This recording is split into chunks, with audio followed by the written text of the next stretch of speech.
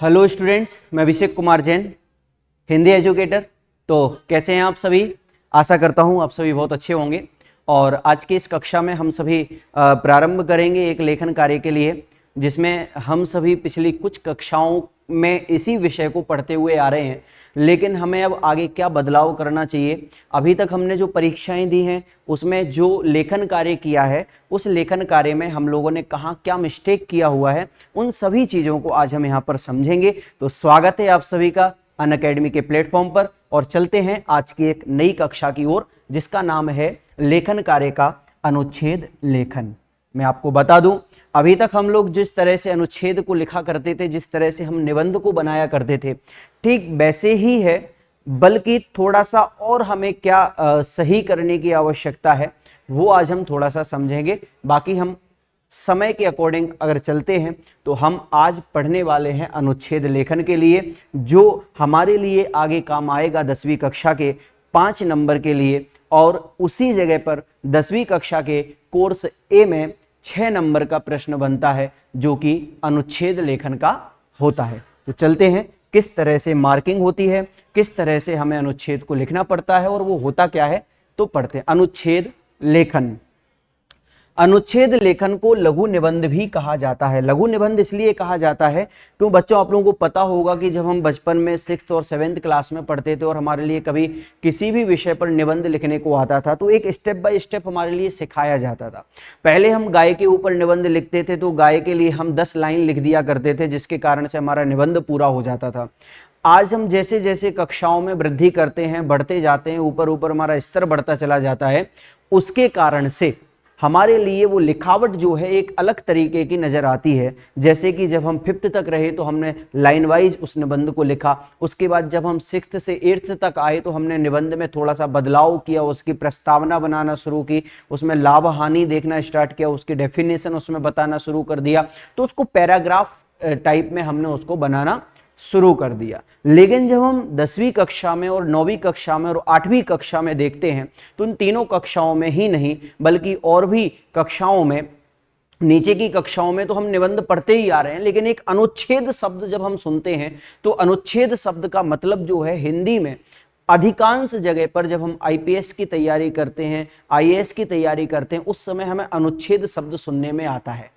अनुच्छेद का शाब्दिक अर्थ क्या होता है और अनुच्छेद के लिए हम इंग्लिश में क्या कहते हैं, तो अनुच्छेद आर्टिकल कहलाता है, और आर्टिकल का मतलब होता है कि एक पैराग्राफ, एक परिच्छेद। अनुच्छेद का मतलब है परिच्छेद, परिच्छेद का मतलब होता है, परिच्छेद का मतलब होता है पैराग्राफ, यानी किसी विषय को संकेत बिंदु के आधार पर या हिंट पॉइंट्स जो हमें मिलते हैं उनके आधार पर स्टेप बाय स्टेप एक ही पैराग्राफ में पूरा का पूरा विषय क्लियर कर देना, यह कहलाता है हमारा अनुच्छेद। देखिएगा, निबंध और अनुच्छेद लेखन में मुख्य अंतर केवल इतना ही है कि जहां निबंध में प्रत्येक बिंदु को अलग अलग तरीके से बताया जाता है, वहीं पर अनुच्छेद के लिए हम एक ही पैराग्राफ में यानी एक ही परिच्छेद में पूरा कर देते हैं और उस विषय को पूरा सीमित कर दिया जाता है। यानी जिस विषय को हम 4 पेज में लिखना चाह रहे थे, जिस विषय को हम 1.5 पेज में लिखना चाह रहे थे, उसी विषय को हमने एक पैराग्राफ में लगभग 11 से 12 लाइनों में पूरा कर दिया। ये कहलाता है अनुच्छेद। तो आइए चलते हैं और क्या क्या हम अनुच्छेद में ध्यान रखें, हम किस तरीके से अनुच्छेद लिखने में क्या सावधानी बरतें, वो सारी चीजें हम यहाँ पर पढ़ेंगे। अनुच्छेद लेखन एक कला है, जो साहित्य की गद्य विधा की एक कला होती है, जिसमें हमारे लिए हमारा लेखन कौशल जो है, राइटिंग स्किल जो है, वो हमारी और मजबूत बनती है। किसी विषय से संबंधित सभी महत्वपूर्ण बातों को निर्धारित शब्द सीमा में लिखने के लिए बड़े बुद्धि कौशल की आवश्यकता होती है। बिल्कुल जरूरी है। अगर हम अपनी बुद्धि कौशल को बढ़ावा देना चाहते हैं, अगर हम अपनी मानसिकता बौद्धिकता को बढ़ाना चाहते हैं तो हमें नए नए अनुच्छेदों का निर्माण करना चाहिए। निर्माण करने का मतलब ये यहाँ पर होता है कि हम जिस विषय पर सोच रहे हैं उस विषय को मानसिक तरीके से तो सोच लेना, लेकिन उसमें अपनी खुद की बुद्धि लगा करके और अपनी बुद्धि के विकास को करते हुए उसको एक लिखावट में कर देना, ये कहलाता है अनुच्छेद। तो आइएगा, अनुच्छेद लेखन के लिए हमें किन किन बातों का ध्यान रखना पड़ता है। तो सबसे पहली बात जो हमें ध्यान रखने योग्य है कि अनुच्छेद लेखन एक प्रकार की संक्षिप्त लेखन शैली है, अतः इसमें मुख्य विषय पर ही ध्यान रखना चाहिए। कहने का मतलब यह है कि जब हम किसी अनुच्छेद को लिखते हैं, किसी पैराग्राफ को बनाते हैं, तो उस पैराग्राफ में हमें विषय से विषयांतर नहीं होना है, बल्कि हम जिस विषय को लिख रहे हैं उस विषय को सारगर्भित संक्षिप्त भाषा में लिखना चाहिए और उतना ही लिखना चाहिए जितना कि हमें शब्दों की सीमा बताई गई है। दूसरा पॉइंट है कि अनुच्छेद लेखन में उदाहरण अथवा दृष्टांत के लिए कोई स्थान नहीं है, आवश्यकता होने पर उसकी ओर संकेत कर देना ही पर्याप्त है। कहने का मतलब यह है कि जब हम किसी विषय के लिए या किसी विषय के ऊपर अनुच्छेद लिखते हैं तो उसमें हमें विशेष उदाहरण या दृष्टांत देने की आवश्यकता नहीं है कि भैया हम उसमें कोई उदाहरण दे दें कि भैया लिखते जा रहे हैं, एक बार की कहानी है, एक बार की बात है, अब उस पूरी कहानी में ही तुम्हारा पूरा लेटर, पूरा अनुच्छेद हो जाएगा। तो हमें समझने वाली बात यह है कि अगर हम किसी कहानी या दृष्टांत को उस विषय से जोड़ना चाहते हैं तो मात्र उसके विषय अथवा उसकी एक या दो लाइन लिख करके उसकी तरफ हमें संकेत या इशारा कर देना चाहिए कि यहां हम इस कहानी के माध्यम से भी समझ सकते हैं। पूरी कहानी लिखने की आवश्यकता नहीं है। अगर हम पूरी कहानी लिखते हैं तो अनुच्छेद निबंध का रूप ले लेगी और निबंध से जो लघु होता है वो होता है अनुच्छेद, इसलिए इस बात का भी ध्यान रखना है। तो चलते हैं अगले पॉइंट की तरफ और बताया कि अनुच्छेद में व्यर्थ की बातें उसके अपेक्षित प्रभाव को शिथिल बनाती है। कहने का मतलब यह है कि जब हम किसी अनुच्छेद को लिखा करते हैं तो अनुच्छेद को लिखने के लिए हमें अगर उसको प्रभावित करना है, हम जो उससे अपेक्षा कर रहे हैं कि भाई इतना प्रभाव हो पाएगा, लेकिन वो शिथिल इसलिए पड़ जाती है क्योंकि हम उसमें व्यर्थ की बातें जोड़ देते हैं। और हमें बिल्कुल भी ध्यान रखने वाली चीज है कि बिल्कुल भी व्यर्थ की बातों को अपने अनुच्छेद में नहीं लिखना है। जब हमारे मस्तिष्क में जो विचार आ रहे हैं उन विचारों को, नाना प्रकार के विचारों को हमें किसी एक विषय पर सारगर्भित वस्तु के साथ में उसको प्रस्तुत करना, ये सबसे बड़ा अनुच्छेद होता है। चौथा पॉइंट है कि अनुच्छेद के सभी वाक्यों का परस्पर घनिष्ठ संबंध होना चाहिए। घनिष्ठ संबंध का मतलब होता है कि हम जिस वाक्य को बना रहे हैं, जिस अनुच्छेद को लिख रहे हैं, तो उसमें जिन वाक्यों का प्रयोग कर रहे हैं वो वाक्य कैसे होने चाहिए। एक वाक्य के बाद दूसरे वाक्य की जो संबंधता है वो घनिष्ठ होनी चाहिए। ऐसा नहीं हो कि एक वाक्य हम कुछ और कहने वाले हैं, दूसरे वाक्य कुछ और है, दोनों में कोई मिलान नहीं हो पा रहा है, तो हमारा जो अनुच्छेद है वो बिल्कुल विनाशकारक हो जाएगा। उसमें कोई नंबर हमें नहीं मिलेंगे, मात्र भाषा का नंबर हमें मिल जाएगा। अनुच्छेद में इस बात की ओर विशेष ध्यान देने की आवश्यकता है कि उसका प्रथम और अंतिम वाक्य सारगर्भित तथा प्रभावोत्पादक होना चाहिए।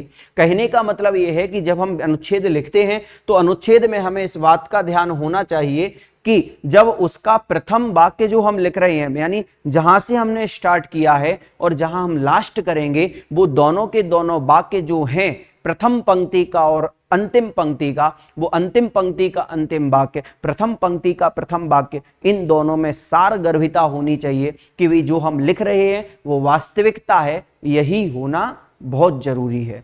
तो इस बात का भी ध्यान रखना। प्रथम वाक्य की विशिष्टता इसमें है कि वह अनुच्छेद के संबंध में पाठक का कौतूहल जागृत करने में, कौतूहल जागृत करने का मतलब होता है उत्सुकता, यानी हमारा अनुच्छेद इतना प्रभावपूर्ण होना चाहिए कि उस प्रभावपूर्ण अनुच्छेद की पहली लाइन पढ़ते ही पाठक यानी कि जो पढ़ने वाला है उसको अपने आप में उत्साह आए कि नहीं, अब हमें पूरा का पूरा अनुच्छेद पढ़ना है। तो इस तरह से भी हमारा अनुच्छेद होना चाहिए कि हमारा कौतूहल, उत्साह अंदर से जागृत हो। और किस सीमा तक समर्थ है, यानी वो अपने आप में सोचने में पर मजबूर हो जाए कि ये हम कहां तक सोच सकते हैं। दूसरी बात इसी में ही कही है कि अंतिम वाक्य की विशिष्टता इस तथ्य पर निर्भर करती है कि पाठक की जिज्ञासा किस सीमा तक शांत हुई है। और हमारा जो लास्ट पॉइंट होता है, लास्ट वाक्य होता है, वहां पर पाठक की जो समृद्धता है, जो पाठक को समझना है, अगर वो उसका पूरा हो जाएगा, सारगर्भिता आ जाएगी, तो उसके लिए ये बहुत उपकार या इसके लिए बहुत सही रहेगा कि उसकी जो किस सीमा तक वो प्यास उसकी जो है शांत हुई है। किसकी प्यास? जिज्ञासा की। उसके अंदर जो एक जिज्ञासा थी प्रथम पंक्ति पढ़ने पे कि नहीं वास्तव में पहला वाक्य पढ़ने पर अनुच्छेद बहुत अच्छा लग रहा है, हो सकता है कि लास्ट तक पढ़ेंगे तो और अच्छा हो जाएगा, तो उसकी जो ये जिज्ञासा है वो किसी हद तक यानी कुछ हद तक तो पूरी होनी ही चाहिए। तो ये अनुच्छेद लिखने के लिए हमें बातों का ध्यान रखना बहुत जरूरी है। अगर हम इन बातों का ध्यान नहीं रखते हैं तो हमारा अनुच्छेद जो है वो पूरा बिगड़ सकता है, हम उसमें बिल्कुल भी नहीं कुछ कर पाएंगे। इसलिए अनुच्छेद हमारा जैसा है उसको और अच्छा प्रभावपूर्ण बनाने के लिए इन बातों का ध्यान रखना चाहिए। 7वां पॉइंट है कि अनुच्छेद में भाषा की शुद्धता और शब्दों का चयन, इन दोनों पर विशेष रूप से ध्यान देना चाहिए, बिल्कुल अपेक्षित है। मुहावरे और लोकोक्तियों का प्रयोग भी हमें समय समय पर उसमें करना चाहिए। जैसे कि किसी विषय पर हम लिख रहे हैं और उस विषय पर कोई कहावत, कोई लोकोक्ति, कोई मुहावरा अगर प्रचलित है तो हम उस वाक्य को उसमें बना सकते हैं, जोड़ सकते हैं। आगे, और इस लोकोक्ति और मुहावरे के कारण से हमारी जो भावाभिव्यक्ति है, हमारा जो प्रभाव है वो और प्रभावशाली हो जाए।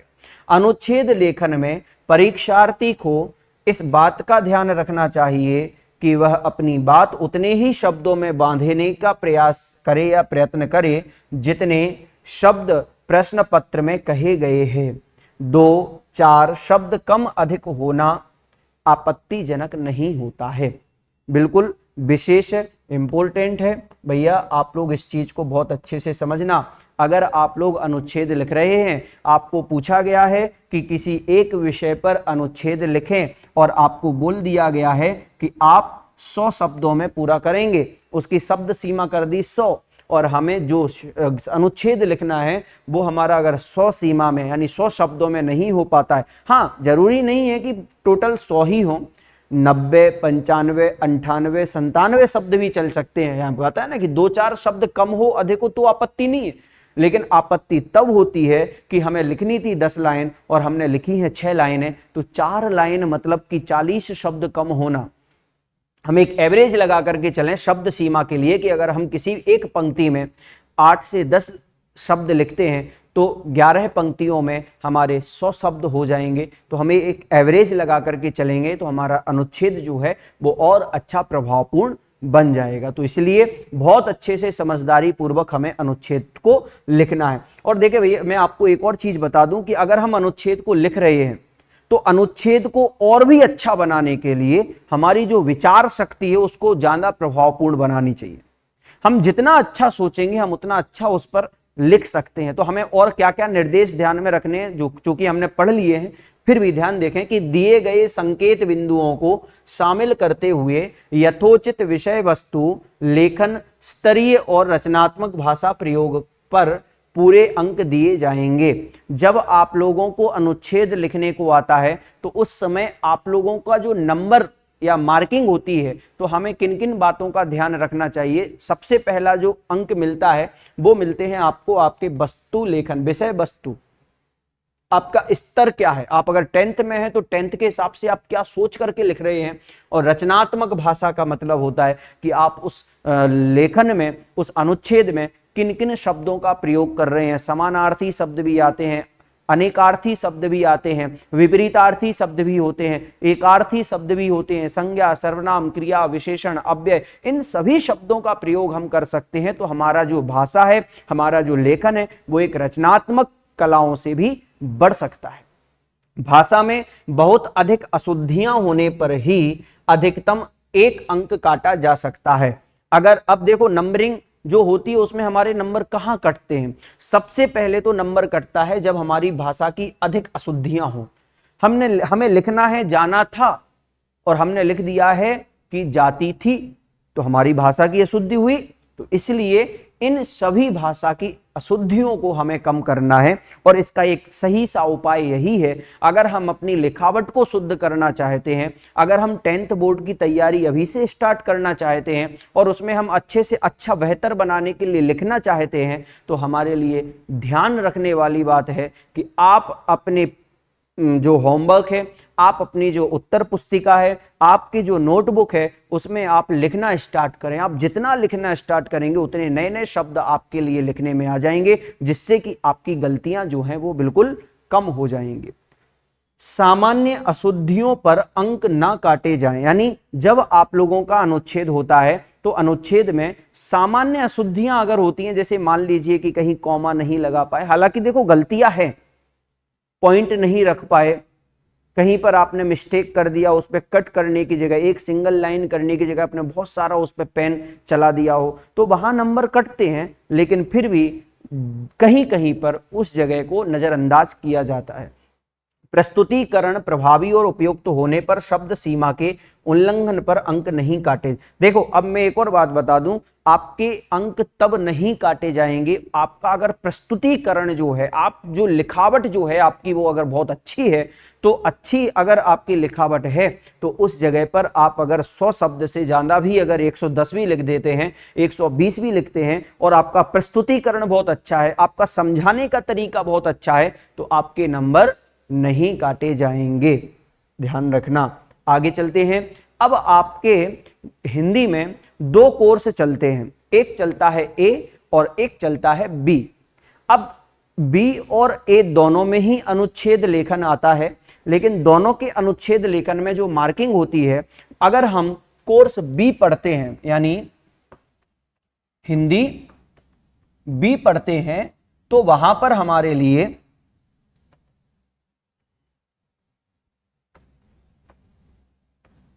5 नंबर का अनुच्छेद आता है। अब आपकी मार्किंग जब होती है तो आपका जो विषय वस्तु है, विषय वस्तु का मतलब होता है कि जब आप अनुच्छेद को लिख रहे हैं तो अनुच्छेद में आपने उसका परिचय किस प्रकार दिया, आपने उसमें किस तरीके से लिखावट की है, आप उस विषय को कितना समझा पाए हैं, जो आपका मेन पार्ट होता है, जो आपके अनुच्छेद का मेन पार्ट होता है, उस मेन पार्ट में आप लोगों को पूरी, जिसे हम कहते हैं अनुच्छेद की बॉडी, वो 3 नंबर उसमें आप लोगों को दिए जाते हैं।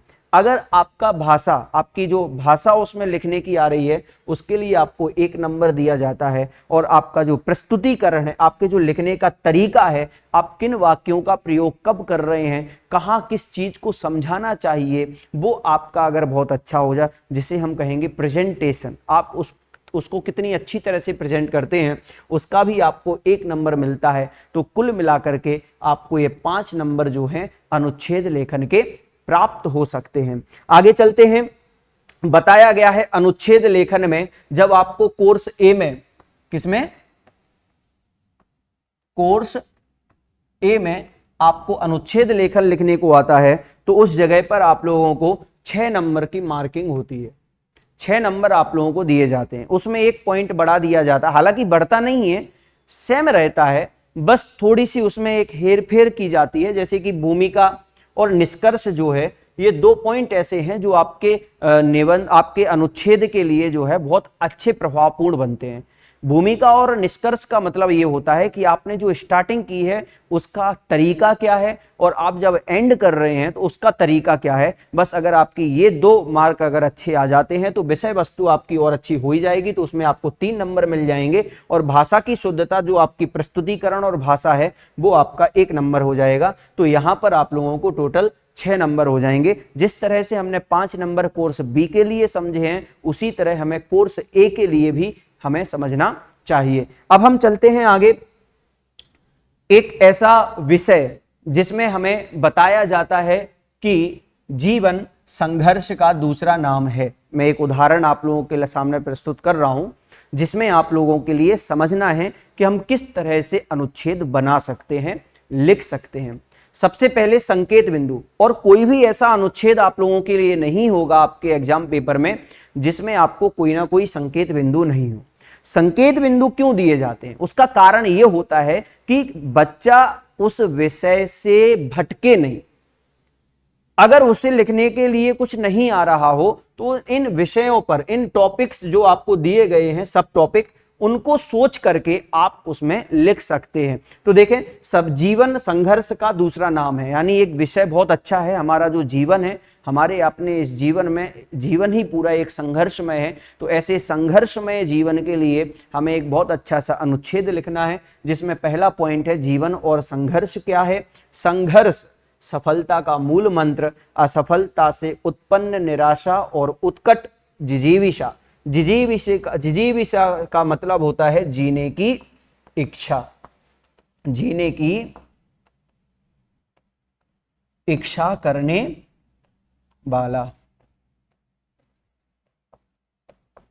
देखें, दो शब्द होते हैं, एक होता है जिज्ञासु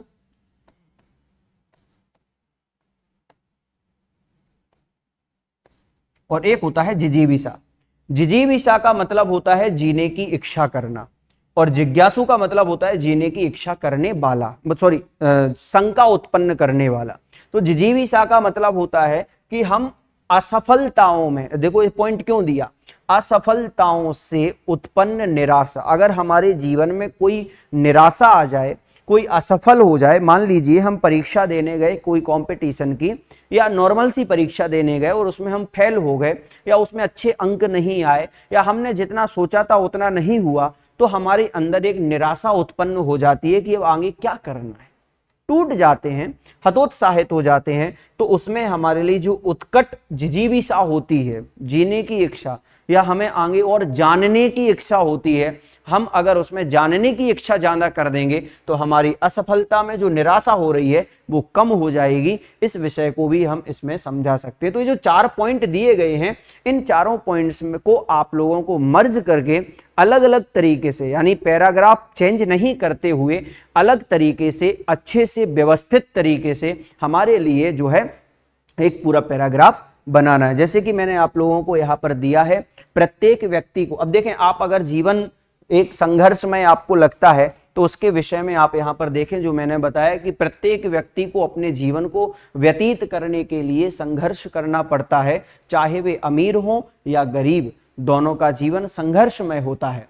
जन्म से मृत्यु के बीच की कालावधि को जीवन कहा जाता है, यानी जीवन कहते किसे हैं, जीवन कहते कहा जाता है जन्म से लेकर के मृत्यु तक की जो अवधि बीच की बची हुई है, उस बीच की काल अवधि को जीवन कहा जाता है। संघर्ष अर्थात किसी भी चीज को पाने के लिए किया गया प्रतिकार होता है। संघर्ष किसे कहते हैं, संघर्ष कहलाता है किसी भी वस्तु को प्राप्त करने के लिए जो हम कार्य करते हैं, प्रतिकार करते हैं, उसे संघर्ष कहते हैं। और संघर्ष जीवन को निखारता है, उसको संवारता है। संघर्ष ही मूल रूप से हमें जीवन का जीने की सलीका सिखाता है। दुनिया में प्रत्येक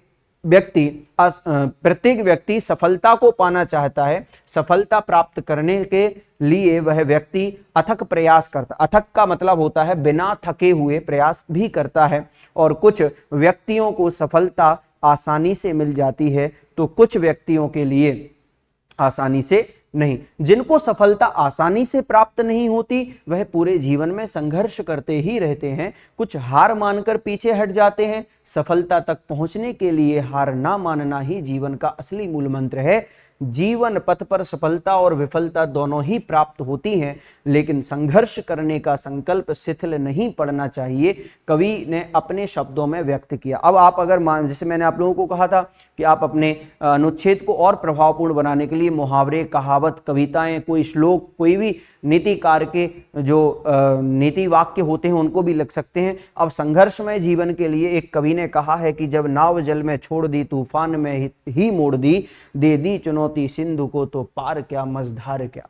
ये लाइनें आप उसमें ऐड कर सकते हैं, और जीवन से आधारित जो भी और लाइन हैं उन लाइनों को भी आप उसमें ऐड कर सकते हो। तो इस तरह से आपका जो है एक अनुच्छेद होना चाहिए। एक सिर्फ आपको फॉर्मेट है, आपको इस तरीके से अनुच्छेद लिखना है। जैसे कि इसमें हालांकि 2 पैराग्राफ में आपको इस बोर्ड के हिसाब से समझाया, बाकी लिखना आपको एक ही पैराग्राफ में है। तो विषय जो है वो जीवन संघर्ष का दूसरा नाम है। उस पर हमें 4 संकेत बिंदु दिए हैं, और इन 4 संकेत बिंदु के आधार पर हमने ये पूरा का पूरा पैराग्राफ बनाया है। एक और पैराग्राफ हम बना सकते हैं जो आप लोग एक होमवर्क के तौर पर भी कर सकते हैं कि जैसे कि स्वदेशी अपनाओ। स्वदेशी अपनाओ मतलब क्या है? मतलब यह है कि भारतवर्ष जो है एक विशाल संपन्न देश रहा है और यहां पर प्रत्येक कार्य की एक सराहना दी जाती थी। जिस समय भारत पर किसी ने आक्रमण नहीं किया, किसी ने राज नहीं किया था, उसके पूर्व में जो हम अपने ही द्वारा उत्पादित किए हुए वस्तुओं का प्रयोग करना होता है उसको कहा जाता है कि स्वदेशी अपनाओ। यानी अब ये नारा क्यों बन गया? स्वदेश का होते हुए भी स्वदेशी अपनाने के प्रति हमारे लिए सजगता बताने के लिए स्वदेशी अपनाओ ये नारा बन गया है। क्यों? कारण क्या है? तो वहां पर हमें समझाना है। स्वदेशी अपनाओ इस विषय पर हमें पूरा का पूरा अनुच्छेद लिखना है। क्या होता है स्वदेशी? वो आवश्यकता क्यों है? देश की अर्थव्यवस्था पर इसका क्या प्रभाव पड़ेगा और हमें क्या क्या उसके सुझाव बताने होंगे। अगर हम इन बातों को ध्यान में रखते हैं तो हमारा अनुच्छेद जो है बहुत अच्छी तरीके से बन जाएगा। हमें सबसे पहली चीज है कि स्वदेशी क्या है, उस चीज को समझाओ।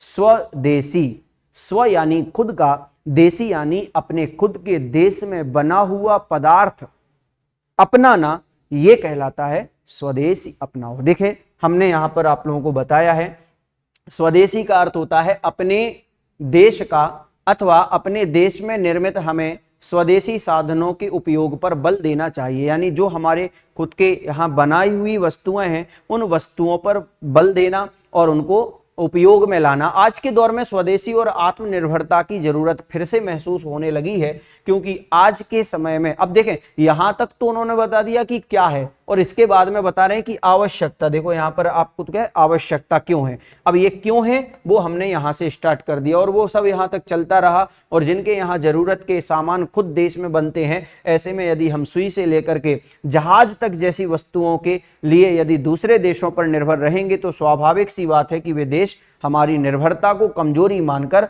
जरूर फायदा उठाएंगे। और बहुत सही भी बात है, अगर हम कहीं दूसरे देश से कोई वस्तु मंगवाते हैं तो हमें वह देश उस निगाहों से देखने लग जाता है कि नहीं इनके पास ये वस्तु नहीं है, तो वो हमारे ऊपर हमारी उस निर्भरता के लिए हमारी कमजोरी भी समझ लिया जाता है। तो इस तरह से हमें यहाँ पर समझाते हुए मनमाने दाम भी दिए जाते हैं। इन वस्तुओं को बेचेंगे और हमें मजबूरी में इन वस्तुओं को ऊंचे दाम पर खरीदना भी पड़ेगा।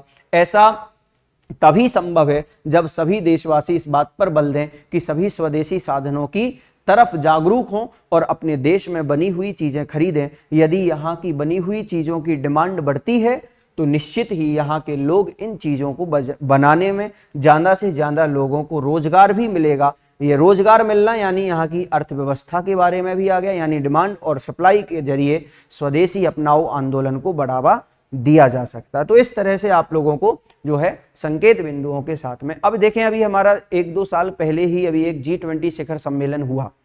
इस विषय पर भी हमारे लिए एक अनुच्छेद लिखने को आया था लास्ट ईयर के कुछ सैंपल पेपर्स में भी रहा।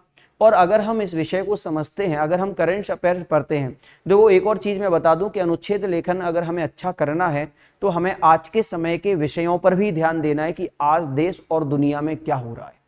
हम अगर देश और दुनिया के बारे में समझ जाएंगे तो हमारे लिए अगर आज के आधुनिक युग के तौर पर भी अगर हमें कोई अनुच्छेद का विषय आता है लिखने के लिए तो हम उस पर भी बहुत अच्छी तरह से लिखावट कर सकते हैं। जैसे कि G20 और भारत के बारे में लिखना आया तो G20 क्या है, गठन का कारण और कार्यशैली और भारत की भूमिका।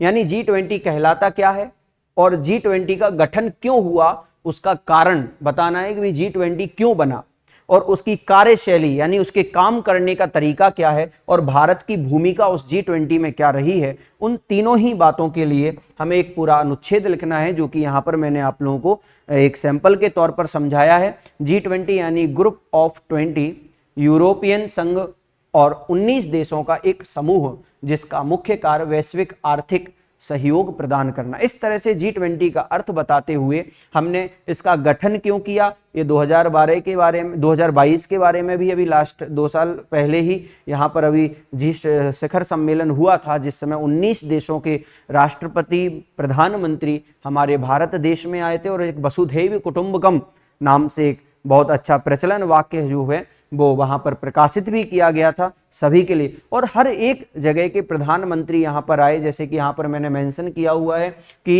भारत को इसका अध्यक्ष बनाया गया था। इस बार 2022 के शिखर सम्मेलन में ये हमारे लिए गौरव की बात थी कि भारत के लिए ही उसका अध्यक्ष बनाया गया था। और उसके साथ साथ अमेरिका के राष्ट्रपति बाइडेन, ब्रिटेन के प्रधानमंत्री ऋषि सुनक, चीन के राष्ट्रपति शी जिनपिंग और फ्रांस के राष्ट्रपति इमैनुअल मैक्रो जैसे नेताओं के कार्यक्रम में भी हिस्सा लिया। मतलब इन नेताओं ने भी यहाँ पर हिस्सा लिया था। G20 में देश शामिल हैं जो अर्थव्यवस्था के क्षेत्र में शीर्ष स्थान पर है। देखो इसकी गठन करने का कारण और क्यों इसकी आवश्यकता होती है, इसकी कार्यशैली क्या है, क्योंकि जो 19 देश यहाँ पर जो आए, 19 देशों का जो एक समूह बनाया गया, वो अपने आप में अर्थव्यवस्था यानी इकोनॉमी के जो है जीडीपी वगैरह जो है वो बिल्कुल हाई लेवल शीर्ष स्थान पर रहते हैं। इसलिए यहाँ पर जो है आपको पूरा का पूरा पैराग्राफ जो है वो आपको समझाना है। और इस तरह से पूरा पैराग्राफ समझाते हुए और यहाँ पर देखें कि इसकी अध्यक्षता जो है वो हमारे देश के प्रधानमंत्री श्री माननीय नरेंद्र मोदी साहब ने की थी। और ये बात भी हम इसमें मेंशन कर सकते हैं और हालांकि किया भी होगा। और इन सभी चीज़ों में जो है सदस्य देशों के नाम भी आ गए हैं कि कौन कौन से देश G20 में हैं। देखें भारत, रूस, अमेरिका, फ्रांस, जापान, ऑस्ट्रेलिया, चीन, United Kingdom, Germany, Brazil, Canada, Saudi Arab, दक्षिण Africa, Argentina, Mexico, Indonesia, Italy, Republic of Korea, तुर्की, यूरोपीय संघ, ये सभी जो हैं हमारे G20 शिखर सम्मेलन के सदस्य देश हैं। क्या देश हैं? सदस्य देश। यानी G20 जो है वो इन देशों से मिलकर के बना हुआ है। वहां की जीडीपी को भी जोड़ा जाता है। दुनिया भर के देशों में 85% यानी 85% जो है दुनिया भर की जीडीपी इसके इसलिए इन्हें दुनिया के शक्तिशाली देशों में भी गिना जाता है। तो हमें भी इस चीज का गर्व होना चाहिए। हम अपने भारत के बारे में भी यहाँ पर लिख सकते हैं, तो G20 के बारे में भी हम बता सकते हैं। ये अब हमारे पास में देखेगा, मैं 2 विषय आप लोगों के पास में प्रस्तुत कर रहा हूं। इन दोनों विषय पर हमें अपने घर पर बिल्कुल तैयारी करनी है। हमारे CBSE बोर्ड के 2012 में यह प्रश्न आया था कि राष्ट्रभाषा हिंदी या राष्ट्र हिंदी नाम से। तो ये संकेत बिंदु है। आपको पहला संकेत बिंदु है संविधान में इसका स्थान क्या होना चाहिए, हिंदी जानने के लाभ क्या हैं और संपर्क भाषा बनाने हेतु क्या क्या सुझाव हो सकते हैं। संपर्क भाषा का मतलब होता है कि हम एक दूसरे के जो बातचीत करने में जो संपर्क बनाते हैं उस संपर्क की भाषा बनाएं। हम हिंदी को किस तरह से उसकी भाषा बना सकते हैं, इस बात पर भी हमें ध्यान देना चाहिए। सतसंगति, ये भी CBSE बोर्ड के 2020 में आ चुका है। तो यहाँ पर सतसंगति का क्या अर्थ होता है? सत का मतलब होता है अच्छा, संगति का मतलब होता है साथ में रहना, यानी अच्छे लोगों के साथ में रहना, ये सत्संगति का अर्थ है। और भी हम इसमें विशेष बता सकते हैं सत्संगति का महत्व क्या है, सत्संगति से हमें क्या क्या लाभ हो सकते हैं और कुसंगति की हानि क्या है। अगर हम अपनी संगति, अपनी कंपनी जो है अगर बदल देंगे, खोटी संगति हो जाएगी, जो बुरे लोगों के साथ हमारा उठना बैठना हो जाएगा, तो वो हमारे लिए घातक होगा, हमारे लिए बहुत बड़ी हानि होगी। इन सब चीज़ों को ध्यान में रखते हुए हमें 2 विषय दिए गए हैं। इन दोनों विषय पर हमें बहुत अच्छा सा और बहुत तन्मयता के साथ में शालीनता पूर्वक बिल्कुल समय निकाल करके बहुत अच्छा सा हमें जो है अनुच्छेद लिखना है। इसका हम थोड़ा सा नाम देख लें। राष्ट्रभाषा क्या आ जाएगा यहाँ पर? राष्ट्रभाषा। राष्ट्रभाषा हिंदी अगर हम बनाना चाहें संपर्क की भाषा, तो उसमें हमें क्या क्या सुझाव देने चाहिए, ये हम यहाँ मेंशन कर सकते हैं। हिंदी जानने से हमें क्या क्या लाभ हो सकते हैं, वो भी हम यहाँ बता सकते हैं। लाभ में जैसे कि मैं आपको 2-3 पॉइंट बता देता हूँ। जैसे कि मान लीजिए कि हमारे जो पुराण हैं वो सभी संस्कृत में हैं और अभी आधुनिकता को देखते हुए सभी संस्कृत के पुराण जो हैं ट्रांसलेट किए जा रहे हैं। तो अधिकतर जितने भी ट्रांसलेट हुए, अनुवाद हुए ग्रंथ हैं वो अधिकतर हिंदी में हैं। और अगर हम हिंदी की भाषा को प्रचलन में लाते हैं तो वो हमारी भाषा जो है संपर्क की भाषा बन जाएगी और हिंदी जानने से हमें बहुत कुछ लाभ भी हैं। और इसको हमें संविधान में स्थान देना चाहिए। कैसे मिलेगा, क्यों देना चाहिए, उसका क्या लाभ होगा, ये सारी चीज़ें भी हम इसमें मेंशन कर सकते हैं। तो बच्चों ध्यान रखना, आज का जो हमारा टॉपिक था अनुच्छेद लेखन का वो हमारा पूरा हुआ।